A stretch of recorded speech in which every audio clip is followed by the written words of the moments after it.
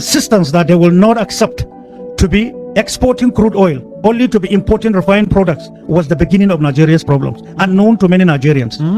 That was the real genesis of the coup that removed them. All other excuses as contained in our history is a lie. My name is Hamza Mustafa. I'm challenging any person, any historian, any institution, any person who believe that what they submitted as excuses for the coup, as contained and been taught by generations and generations, including myself when we were younger, are lies. We have investigated and we have known. And to any son of a country who believe his leaders, his elders were killed yesterday as leaders for being patriotic to say that we must have a refinery. They began to build refinery. By 1965, refinery was ready. But excuses were given, they were removed.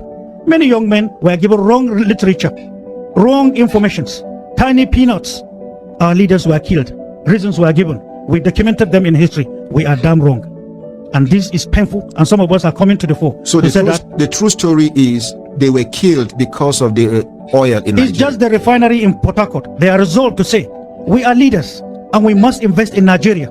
That decision against exporting crude oil to be taken to refinery, which today is called in the modern Nigeria subsidy, is the only game. Nobody can overcome it. We are 18 presidential candidates. I want to know that person who knows this. I want to know that candidate or those candidates who have the solution into turning Nigeria into a new course in alignment with the new world order.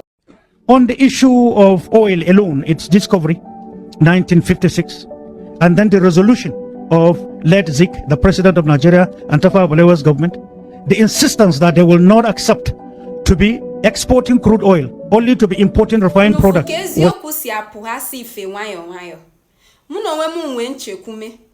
N'ofu mbosi ndị Igbo ga-enwe mmeri n'obodo anyị nọ n'ime. Ndị Igbo ga-enwe mmeri. Anyị ga-enwe ha onwe anyị. Anyị ama nwezi onwe n'ife anyị na ndị Nigeria ga na-emegbu amazi. Ndị Igbo ga-anọlụ nkewe. Anyị anụsiga akụkọ dị iche iche ife me na Nigeria. Mana anyị ka na-ekwu maka na onwe ndị ọbụla wee ji ife wee fiche ntịwa. Buko oche bịa danani ka bịa ga-anụ.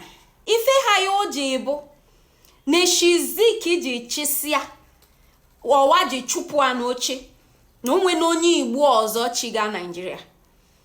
Ọ dị na nọfụ maka ifili na onye Igbo banya nọ machi ọfụma. Ọ bụ na ya bụ okwu. Ife bụ okwu n'ime bụ na onye Igbo banya. Ndị ọcha anyị na-abịa na akpala anyị iwe ama ike kpala anyị iwe maka wa bụ ndị bụ nsogbu anyị kachasị nwe. Wa bụ ndị buhele anyị nsogbu wa bụ ndị bụlụ ọchịchị bunye ndị ugwu si wa jidue unu ekwekwene ka ndị Igbo bi unu nso.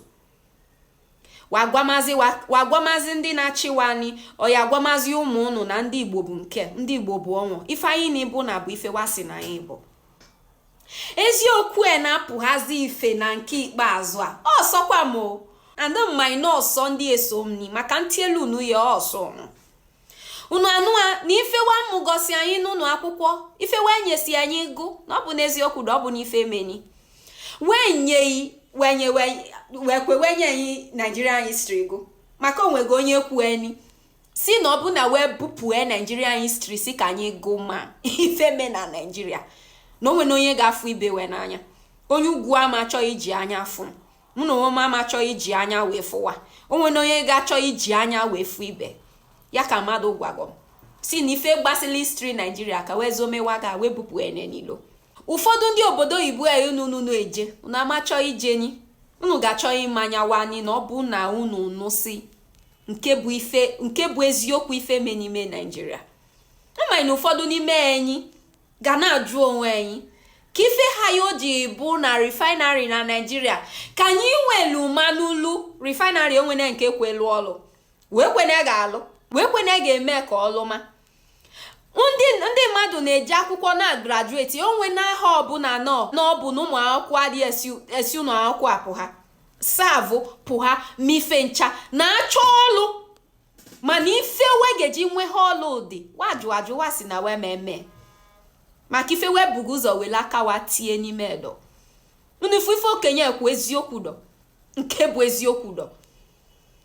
Ọ bụ na Igbo onye Igbo na-azụ ashụ maka ife ha ya anyị ji ekwu okwu ncha bụ maka ifiri na anyị nwe ụfọdụ ndị Igbo na-ezuzu ezuzu.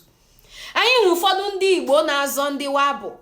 Anyị nwe ụfọdụ ndị Igbo na-azọ bewe si jene Oli izo bisi jene. Oli izo onye ibu yuwa. Izo asho. Ihe zuzu. Isome ndị na ikwesị na iso ni. Ihapụ eziokwu ị ga-akwụsịnyali ya maalụ. Ifiri unu haida anyị ji ka na-ekwu okwu. Ya na ụfọdụ ụmụnne anyị ndị wa n'ime isi n'ife na-eme n'ime obodo anyị nọ n'ime. Anyị ji ebughị okwu ndị a. Ọ bụ na ikirisikwe nnarịọ yu biko yu tụsa. Ọ bụ na idike so dem na Facebook. Idika subscribe that to my YouTube channel. Subscribe. Mifu n'ife onyonyo m na Facebook. Ị ga-afụ na YouTube channel. Subscribe. Agbate your notification bell. Nti aga video yu ga-abụ onye izizi ị ga-afụ anyị. Anụnụnụ. Onwe ife ndị ọzọ okenye ekwusi. Nke tie na ngụsị ife onyonyo m nye ka anyị gee ntị. Ife ndị ọzọ. Onye nwe ntị ka ọnụ. Isikwa na ịchọ ịbụ onye Igbo na-ezuzu ezuzu. Ndị anyị asị na we ezuzu ezuzu. Ịchọkwa ịbụkwa ndị afọ. Nsogbu adịna. Ịchọkwa isi na ndị Igbo kie ka akwụnyalị. Amụ na anyị kwụsị ka anyị fụkọbụ ndị Igbo wee ga-enwe mmeri. Anyị ga-alụgbama. Isikwa na ime asụ anyị kwụsị. Onye zuzu ka ịbụ. Welu nnumu malamu. Ọkwa adani ọcha. O adani ọma. 101. Yekwukwe. Kesisali numozie ka Chukwu gozie onye ọbụla. And if we are to go into the history of oil dirty politics in Nigeria, there is international dirty oil politics, there is domestic dirty oil politics in Nigeria. Which one is international dirty oil politics? That is the role of the international oil companies being utilized by foreign forces. The unseen hand from some certain foreign countries who have invested in our oil wrongly, bringing in government into the power. If you don't do what they want, they kick you out. I can run through and give you a tiny little example of numerous changes you have had that has retarded Nigeria. Give us. First of all, let me start this way to tell you that when Ledzik and Tafawa Balewa's decision came to the fore, that was a capital offense against the order given that time. Nigeria earned her independence. But in 1956, with the discovery of oil in Olu Ebri, in Port Harcourt, that was the beginning. In Bayelsa. So the first refinery was the consumption and acceptance of these leaders out of patriotism, out of love for the country. God has given us oil and we shall utilize it here. The world shall come to buy. And the point to serve and to improve and to develop are these leaders. They should be utilized. I mean, immortalized, respected, and to know that that was our direction. But they were outlived, killed, maimed, turned into nobody for the love of Nigeria. Ignorantly, there are elites who accepted a literature to say that they were at fault and all reasons in history were given, many of which are contradictory. That aside, in 1960 and 1965, that was the first experience. So the refinery was there and not commissioned. The first who came, they were kicked out. And later, the genesis and mismanagement deliberately gave birth to the civil war.